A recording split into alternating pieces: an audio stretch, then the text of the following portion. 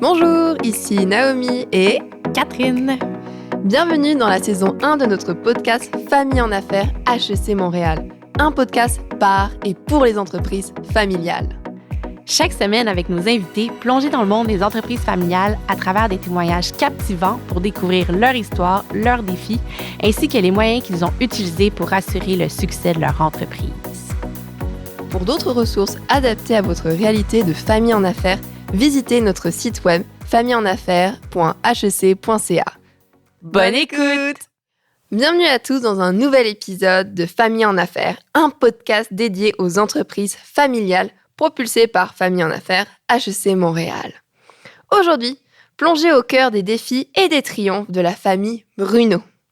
Rodolphe Bruno et son frère Victor ont façonné un projet unique, Cactus en ligne, où la beauté de la nature rencontre l'agriculture moderne. Nichée au cœur de Montréal, cette ferme verticale urbaine innovante défie les saisons pour cultiver une végétation luxuriante toute l'année. Leur entreprise familiale est le fruit de leur travail acharné et de leur passion partagée pour les plantes et l'entrepreneuriat. Grâce à l'expertise en horticulture de Victor et au sens aigu des affaires de Rodolphe, Cactus en ligne est devenu l'un des principaux commerces électroniques au Canada pour les passionnés de succulentes. Chaque plante est cultivée avec soin et livrée avec amour dans les locaux à la centrale agricole. Rejoignez-nous dans cet épisode pour découvrir comment les frères Bruno ont su transformer leur passion en entreprise florissante, une plante à la fois. Bonjour Rodolphe, comment ça va aujourd'hui? Salut, ça va super bien, merci de m'accueillir. Merci à toi d'être avec nous aujourd'hui. Et sans plus attendre, commençons tout de suite. Donc, d'où vient un petit peu ta fibre entrepreneuriale pour avoir lancé Cactus en ligne? J'ai cru comprendre aussi que tu avais un peu ton arrière-grand-père qui avait une business par le passé. Est-ce que c'est peut-être ça qui t'a fait pousser à te lancer? Écoute, possiblement que ça a semé des graines dans mon cerveau dès mon jeune âge, mais en fait, c'était mon grand-père. C'était pas mon arrière-grand-père. Et puis, en fait, moi, je ne l'ai jamais connu, ce grand-père-là. Il est décédé quand j'étais tout jeune, 2 ans. Mais j'en ai beaucoup entendu parler. Et c'était lui-même, il était plombier. Il y avait une entreprise donc de plomberie. Il y avait aussi un magasin. Et bien, c'était une entreprise familiale avec les 3 frères qui travaillaient, ou en tout cas, au moins 2 qui travaillaient dans l'entreprise. Puis il y a eu toutes sortes de péripéties. Donc, ça a toujours été un peu en arrière de la tête là, que ça avait existé. Puis ça m'avait toujours très impressionné, là, vraiment du fait que le grand-père qui avait l'entreprise. Pour moi, j'étais très fier d'en parler à qui voulait l'entendre finalement. Donc, on pourrait dire que oui, mais c'est seulement à la mi-vingtaine, on pourrait dire que j'ai vraiment décidé de partir en affaires, que je m'y suis intéressé davantage. Donc, je ne ferai pas de lien direct, mais je suis content de revenir à cette source-là d'entrepreneuriat. Ce qui m'a intéressé d'abord, c'est d'être mon propre patron. On pourrait dire, c'est vraiment très cliché, vous allez me dire, mais c'est vrai, le fait d'avoir le contrôle sur son quotidien, sur qu'est-ce qu'on fait, sur l'heure qu'on travaille, pour moi, c'est essentiel. Puis, plus je grattais le marché du travail, plus je me rendais compte que, disons que pour me faire des trucs dans une entreprise, il faut que je sois motivé, il faut que je comprenne les raisons qu'il y a derrière. Puis des fois, c'était pas le cas. Puis ça me donnait moins le goût de me donner à fond. Puis c'est tout le contraire avec l'entrepreneuriat. Donc, pour ceux qui n'aiment pas les patrons, là, devenez patron. C'est ça. Lancez-vous en affaires. Mais du coup, aussi, dans ton parcours, ce qui est intéressant, c'est que tu t'es pas lancé seul. Tu t'es lancé avec ton frère, justement, Victor. Et Ouais. Qu'est-ce qui vous a décidé, en fait, de vous lancer ensemble? Ben, en fait, c'est vraiment du fait qu'on avait des compétences complètement complémentaires. Moi, j'ai découvert un peu le milieu des affaires, on peut dire, ici à HEC, avec un retour aux études en 2018. En parallèle, mon frère, lui, qui est horticulteur, faisait son cours à l'Institut de technologie agroalimentaire du Québec en horticulture ornementale. Et puis donc, c'est un peu...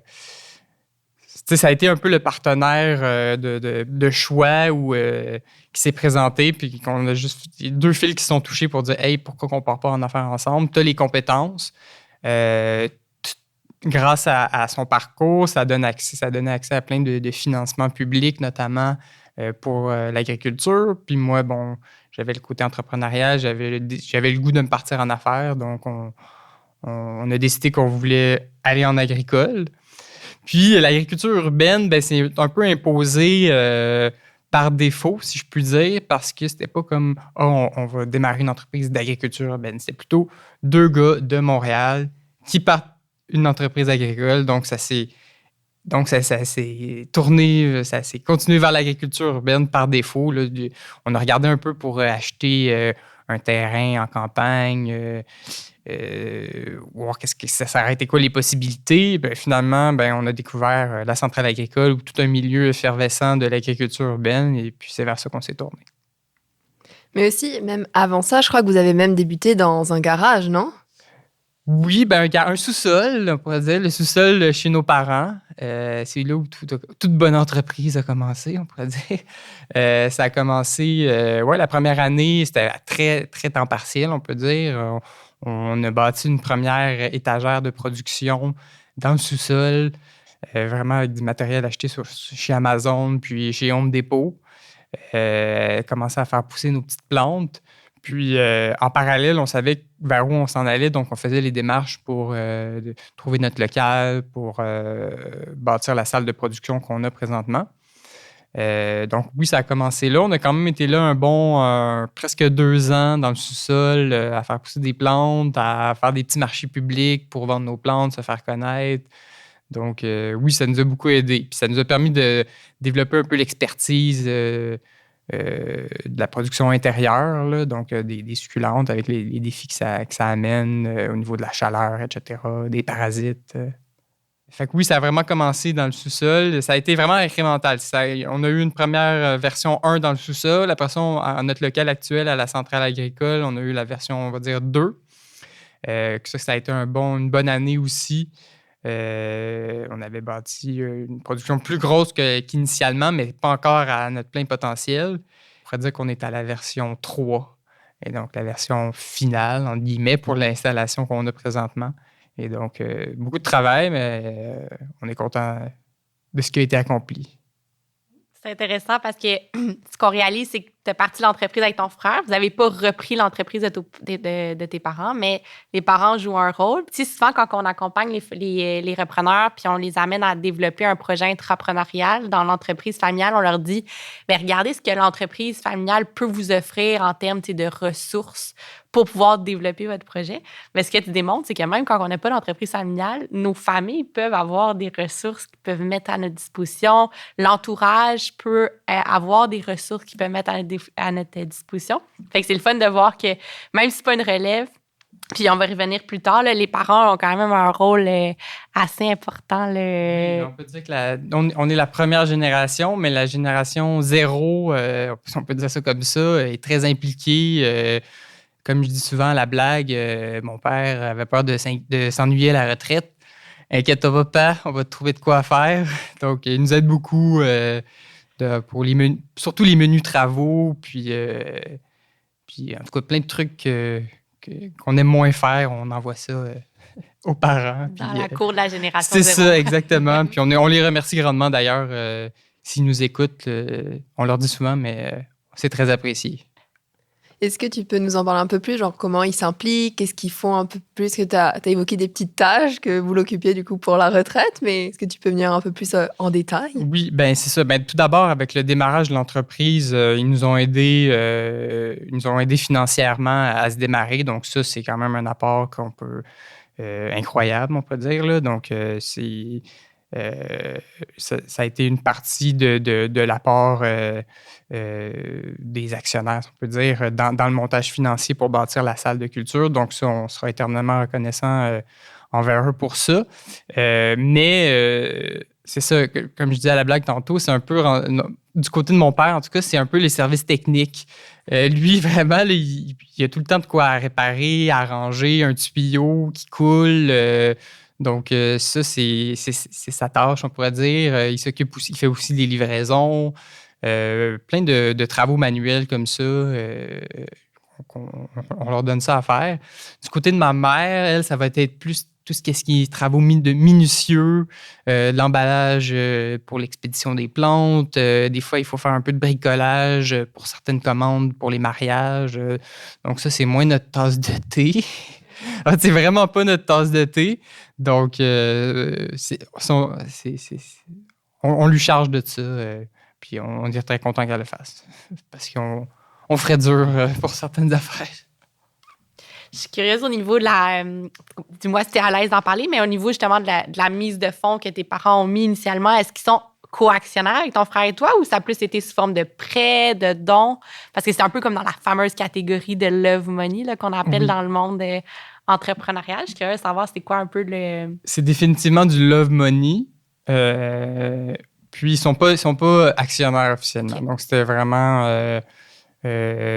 cadeau / prêt informel directement avec moi et mon frère.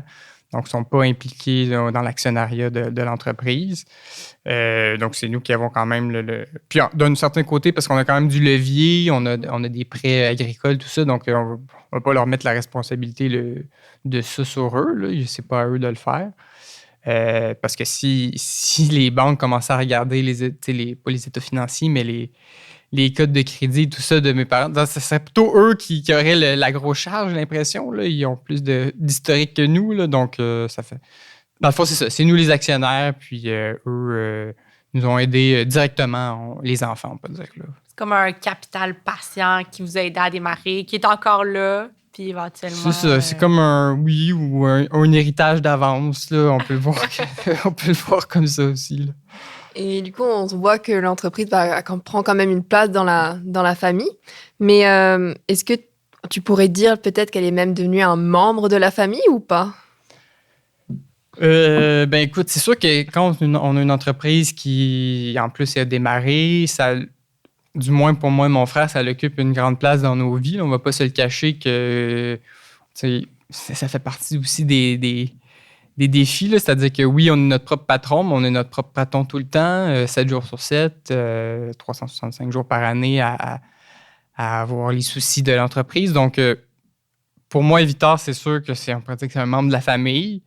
Pour mes parents, je ne sais pas si on pourrait pas dire ça comme ça, mais oui, on pourrait dire que c'est dans la relation familiale des quatre, du noyau de la famille initiale des quatre, c'est un sujet de conversation constant. Puis donc, oui, effectivement, c'est presque un membre de la famille, finalement. En tout cas, ça occupe une place importante de votre quotidien aux quatre. Parce que dans le fond, vous n'avez pas de... C'est vraiment ton frère et toi là, dans la fratrie. Oui, c'est ça. Il n'y a pas d'autres frères. Mais c'est sûr que... Non, il n'y a pas d'autres. On est vraiment juste deux. Mais c'est sûr qu'eux, ils ne sont pas là au quotidien non plus. Là, donc, puis on ne veut pas non plus que ça devienne ça parce que, bon, faut qu'ils profitent de leur retraite et tout. Là, donc, quand ils vont partir en vacances, il va falloir reprendre du service pour tout ce qu'ils font et que normalement on ne fait pas. Mais c'est des belles discussions qu'on a tout le monde ensemble sur l'entreprise. Ouais. Et justement, vu que tu dis que des fois, ça prend la place aussi dans les discussions à table, est-ce que vous arrivez quand même à départager un petit peu l'entreprise et aussi de bien mettre un peu vos chapeaux, des fois, de fils? Là, on oublie l'entreprise, puis on va juste se parler entre relations père-fils. Ou est-ce que tu sens que des fois, ça peut être un peu mitigé? Je dirais, pour reprendre ton terme, c'est très mitigé, je dirais. Mais c'est sûr que dans le fond, ils sont... Comment je pourrais dire ça? Ils ne sont pas conseillers dans l'entreprise. Au final, c'est quand même moi et mon frère qui prenons les décisions puis qu'on pense qu'on a le bon jugement pour le faire. Mais c'est ça. Avec mes parents, on n'a pas ce problème-là. C'est comme... parce qu'au final, ils viennent pour nous aider puis ils sont contents de le faire. Donc, on ne se chicane pas sur l'entreprise là, avec mes parents, mettons. Mais avec mon frère, ça peut arriver. Et là, avec lui, on a appris vraiment à comme, prendre un pas de recul quand c'est le temps de discuter pour l'entreprise. Ben là, ça se peut qu'on ne s'entende pas, qu'il y ait des tensions, mais si ça arrive, la minute d'après, qu'on se parle d'un sujet qui n'a pas rapport, on est de nouveau les meilleurs amis. T'sais. Donc, avec mon frère, on fait vraiment... Je trouve qu'on est bon pour faire la part des choses puis vraiment séparer qu'est-ce qui est comme la relation entre frères puis la relation entre actionnaires, on va dire. Mais c'est sûr que, bon, ça s'entremêle souvent, mais je pense qu'on est quand même bon pour situer les deux, là. Et comment, du coup, vous avez appris justement à travailler ensemble, à distinguer les deux? Ben, écoute, c'est au fil des années, des mois et des années, ce qu'on a. Ben, premièrement, c'était la première fois qu'on travaillait ensemble, vraiment. Donc, c'est sûr, évidemment, on se connaissait depuis longtemps, mais on savait qu'on est deux personnes différentes, mais bon, donc on travaille aussi différemment. On vient de milieux, ben, pas de milieux différents, mais de milieux d'études différents. Tu sais, moi, j'ai fait des études universitaires, école de commerce, etc. Lui, il est vraiment dans le côté technique, pratique, donc c'est deux manières de travailler complètement différentes. Puis donc, c'est plutôt ces manières de travailler-là qui peuvent clasher. Mais au fil du temps, ben, on sait comment l'autre va réagir à telle situation, on sait comment faire la part des choses pour OK, bon, je sais qu'il est arrivé telle affaire, ça m'énerve, mais je sais que ça sert à rien de venir lui en reparler parce que j'en avais déjà parlé la dernière fois, puis on travaille là-dessus, disons. Là. Fait que autant d'un bord puis de l'autre, on essaie de devenir de meilleurs collègues de travail au final, puis de un peu comme avec des collègues qu'on ne connaît pas dans n'importe quel milieu de travail, il faut apprendre à travailler avec les autres, même s'ils sont différents de nous. Donc, on fait la même chose, je pense, chez Cactus en ligne. Là. Et comment, du coup, vous avez un peu différencié les tâches? Parce que je sais que toi, tu es plus, du coup, le côté business, mais ça veut dire que tu t'occupes plus de quoi? Et Victor, lui, il est plus, du coup, en opérationnel. Mais plus spécifiquement, c'est quoi un peu? Ben c'est ça. Ça a été vraiment très facile parce qu'en fait, on a des compétences complètement différentes. Lui, il s'occupe vraiment de la production. Il s'occupe des plantes, il s'occupe de l'installation. Il s'occupe aussi de parler avec les fournisseurs au niveau justement de l'installation de l'équipement. Donc ça, c'est sa partie à lui. Moi, je m'occupe de tout le reste finalement, du côté vente, du côté financement, du côté clientèle, tout ça. Donc, ça s'est un peu fait naturellement, je dirais.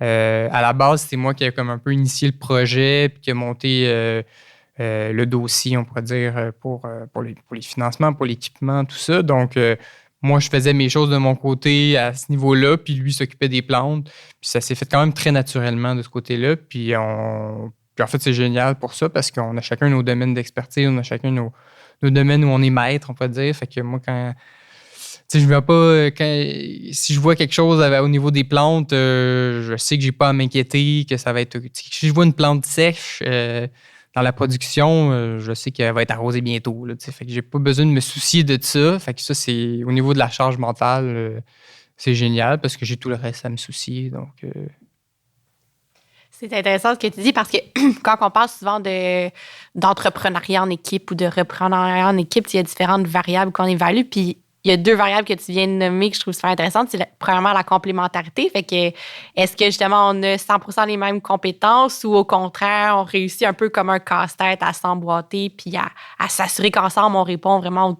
à tous les besoins de l'entreprise. Fait que souvent, le partage des tâches se fait plus facilement quand justement on est très complémentaires parce que là, on comprend vraiment, OK, ben toi, avec ton background plus business, tu prends ce volet-là. Lui, avec son background plus horticole, ben c'est tout le volet opération. Fait que la complémentarité semble très, très là.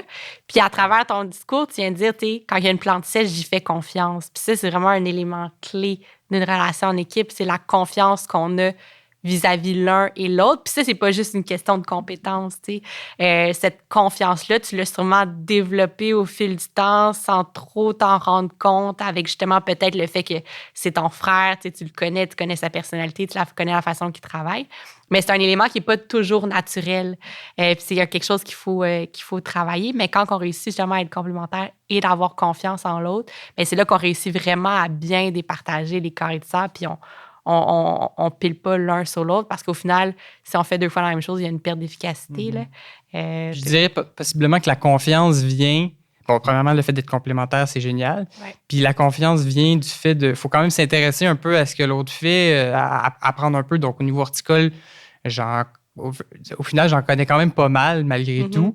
Puis c'est aussi ça qui fait en sorte que j'ai confiance parce que là, je vois qu'est-ce qui se passe et je comprends les décisions, je comprends qu'est-ce qui se passe dans la production. Si je vois des plantes dans le compost, je me dis pas comment ça se fait que ces plantes-là sont là puis qu'ils sont pas prête à vendre, ben, je me dis, il a dû avoir quelque chose avec la plante. Puis bon, la bonne décision, ça devait être de les mettre dans la poubelle. Tu sais. Ouais. Fait que ça, au début, des fois, t'es comme, oups, surtout quand c'est. Je veux dire, on vend des plantes, donc je veux pas les voir aux poubelles, mais il y a des fois que ça arrive que. Il n'y avait pas le choix. Ouais, c'est ça. Généralement, c'est des questions phytosanitaires là, quand ça arrive. Fait que ça, c'est un des trucs qu'on développe avec le temps. Donc, Ben ouais, puis ça, c'est super intéressant ce que tu viens de dire, en effet, parce que au-delà de la confiance, tu l'acquiers avec le temps, puis le fait de comprendre un peu plus ce que lui fait. Puis même chose de son côté, là, j'imagine qu'il se met le nez des fois dans les états financiers, puis dans les ratios pour s'assurer que tout soit correct. Fait que je pense que lui aussi, sa confiance s'est peut-être aussi développée en comprenant peut-être un peu plus l'aspect business du monde d'une entreprise en horticulture.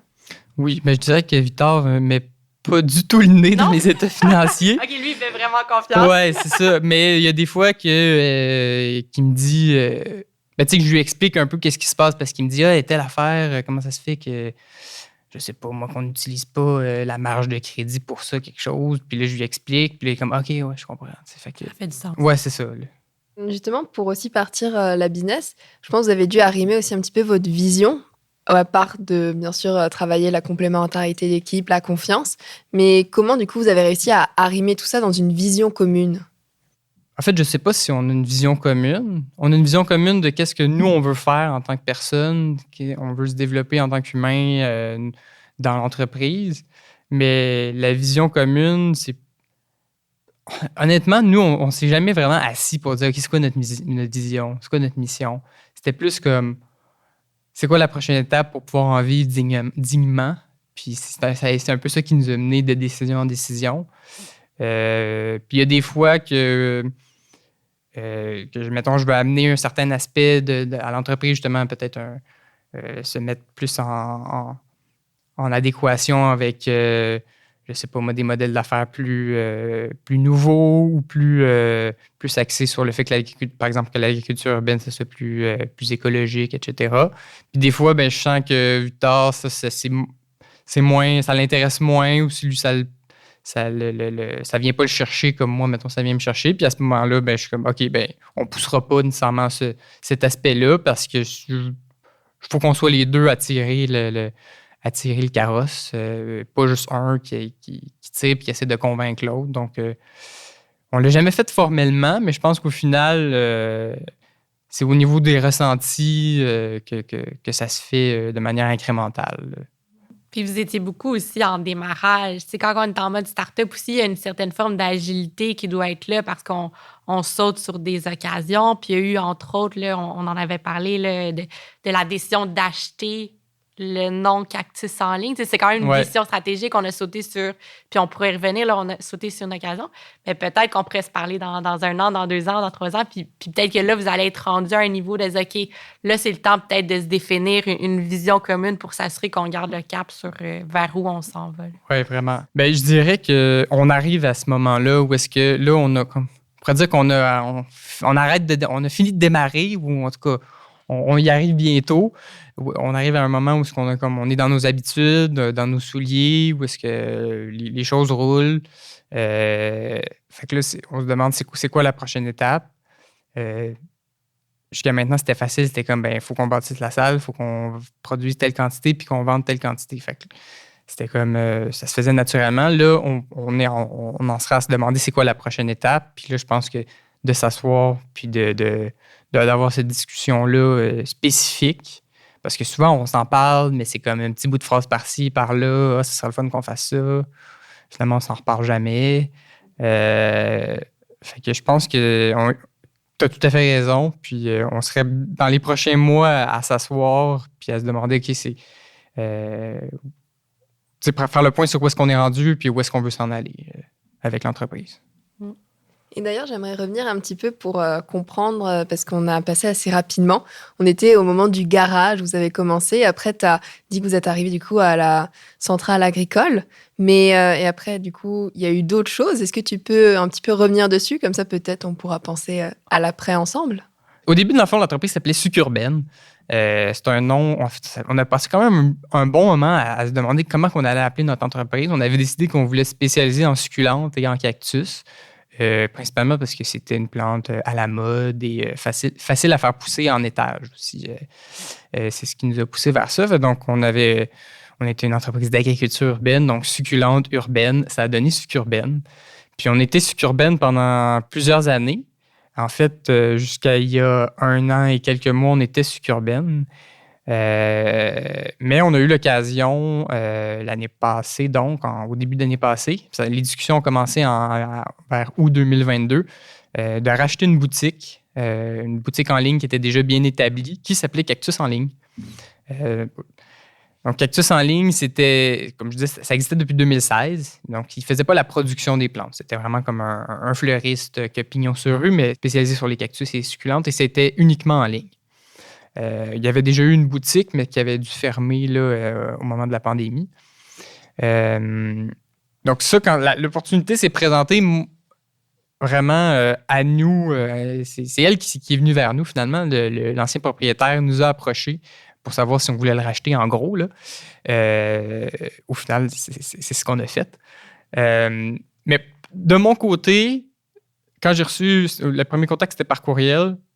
J'ai su à la seconde près que ça allait marcher. Dans le sens que, genre, pour moi, c'était évident que c'était un bon fit, que c'était qu'il allait avoir des belles synergies là, en acquérant Cactus en ligne.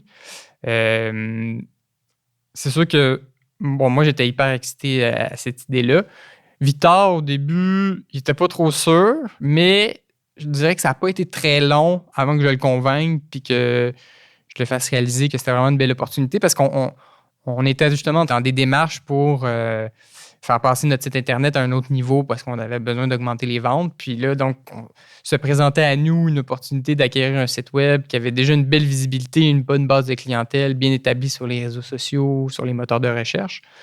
Donc, peut-être que ça a pris une semaine à le convaincre, mais pas plus que ça. Fait que... Puis ça a été une super expérience, ne serait-ce que toutes les délibérations qu'on a eues entre nous, toute la négociation qu'on a eue autour de l'acquisition de Cactus en ligne. Ça me donne le goût d'en faire d'autres.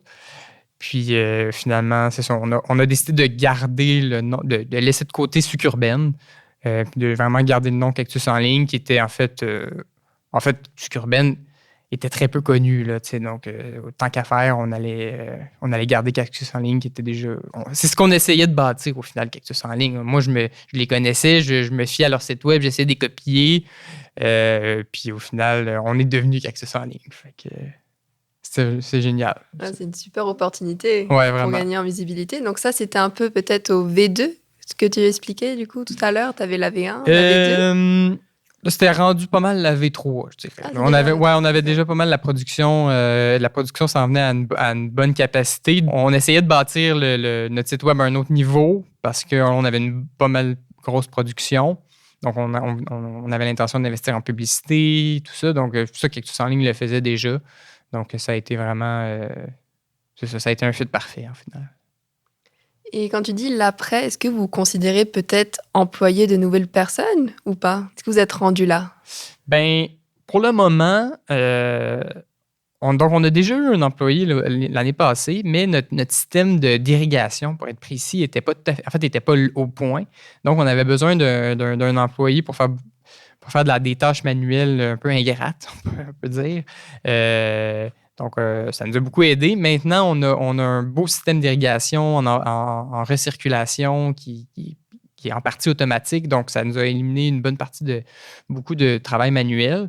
Donc, pour le moment, on est correct à 2 et demi, on va dire, avec les parents qui nous aident. C'est sûr qu'à plus long terme, on va avoir éventuellement besoin d'une deuxième personne à la production. Surtout quand ça va rouler, ça peut rouler encore plus rondement, c'est-à-dire qu'on pourrait sortir plus de produits. Si on avait, si les ventes suivent, on peut en sortir plus. Donc, à ce moment-là, on aura sûrement besoin d'une autre personne. Puis éventuellement aussi, mon rêve, c'est d'avoir quelqu'un qui s'occupe des communications, marketing, réseaux sociaux, développement des affaires, un peu tout ça, tout mêlé ensemble. Ça libérerait pas mal de temps pour développer d'autres projets. Moi, c'est ça que j'aime principalement, là, c'est développer comme un gestionnaire de projet. Là, on arrive à un moment où c'est comme tout est bien installé. Là, ça me prend quelque chose d'autre à faire. Là. Fait qu'un jour, d'ici peut-être 1 an ou 2, probablement qu'on aurait 2 autres personnes dans l'équipe si tout va bien. Et est-ce que vous avez peut-être déjà pensé à ce moment comment vous les intégrerez au noyau familial? Parce qu'au final, c'est entre ton frère et toi. Donc, est-ce que par rapport à cette dynamique-là, est-ce que vous avez déjà un peu réfléchi ou eu des apprentissages à partager peut-être? Oui, ben c'est ça. L'année passée, avec Charles, notre employé, il fallait qu'on... Ben, ça a été une super expérience d'avoir un premier employé, ne serait-ce que pour les cotisations de la CNESST. C'est la première fois que je devais démystifier tout ça. Mais ça a été aussi super au niveau de gérer un employé à 2, parce qu'il n'y a pas vraiment de niveau hiérarchique dans une petite entreprise à 2 personnes, mais il s'occupait de la production. Fait qu'on pourrait dire que c'était plutôt Victor, son patron, son patron direct. Mais moi, de notre côté, des fois... il fallait que j'intervienne auprès de lui, mais là, il fallait qu'on s'arrange pour pas que ça soit qu'on se contredise entre nous deux, entre moi et Victor. Puis aussi, il fallait faire attention des trucs qu'on est habitué à se dire qu'on est tout seul dans le local. Ben là, il y a une 3e personne qu'on veut pas qu'il entende tout ce qu'il nous dit, tout ce qu'on se dit nécessairement. Donc ça, de mon côté, il a fallu que je fasse plus attention, là, parce que faire attention à comment on se parle aussi. Des fois, on est un peu... des fois, je suis un peu rude, personnellement. Victor, c'est plus ce qui me répond. Grâce à Famille en affaires, ce que j'ai constaté, c'est que dans les entreprises familiales, c'est tout le temps... Entre personnes d'une même famille, la manière qu'ils se parlent, ils ne parleraient jamais de cette façon-là avec pas un vrai employé, mais un employé qui n'est pas de la famille. Ça se parle mal, on peut dire. Fait qu'il faut faire attention à ça. Puis, fait que je pense que comme les futurs employés vont avoir, respectivement, être soit du côté de la production, soit du côté, on va dire, plus communication, ben la distinction va se faire un peu comme elle se fait présentement entre moi et Victor au niveau de nos tâches. Donc, je pense que ça va bien se faire parce qu'au final, le fait que ce soit une entreprise familiale, ça fait un milieu de travail quand même intéressant. Puis le fun, là, on a du plaisir tous les jours ensemble. Fait que je pense que ça... Je sais pas si c'est un avantage, mais c'est pas un inconvénient certain. Le plaisir est rarement un désavantage. C'est ça. C'est souvent plus un avantage qu'autre chose. Oui. Si tu avais un conseil à donner à partir de ton expérience et de ton histoire, à donner ici aux entreprises familiales qui nous écoutent, quel serait-il? Écoute, je sais pas si j'ai le droit de donner des conseils en tant que premier. C'est un peu bizarre à dire d'être une entreprise familiale en tant que personne qui a fondé une entreprise familiale. On n'avait pas ça en tête. C'était pas comme, bon, allons partir une entreprise familiale. C'est pas ça qu'on se disait. Mais je dirais, un peu qu'est-ce que je disais tantôt, tu sais, dans vos communications entre vous, quand ça concerne l'entreprise, évidemment, tu sais, faites comme si c'était pas votre frère. T'sais. Comment vous l'aborderiez si c'était un employé ou un patron? Peut-être que ça serait avec plus de tact. Peut-être que ça serait juste un courriel parce que tu n'as pas envie d'aborder la question de plein front. Donc, soyez gentils avec vos frères, vos sœurs, vos parents. Des fois, moi, en tout cas, des fois, je suis un peu dur avec Victor, puis il me répond avec... sur le même ton. Sur le même ton, avec droit, je dirais. Là, je le mérite. Fait que faites attention à vos frères et vos sœurs parce qu'au final, si l'entreprise n'est pas là, eux, ils restent. Là. Donc, c'est ça le plus important au final. Mm-hmm. C'est la relation familiale, c'est pas l'entreprise. C'est un beau mot de la fin. Merci. Une belle conclusion. Merci pour tout, Rodolphe, en tout cas. Et puis, on espère à te voir peut-être à nos prochains événements chez Famille en Affaires ou ailleurs, peut-être dans nos programmes même, qui sait. Avec plaisir, j'y serai.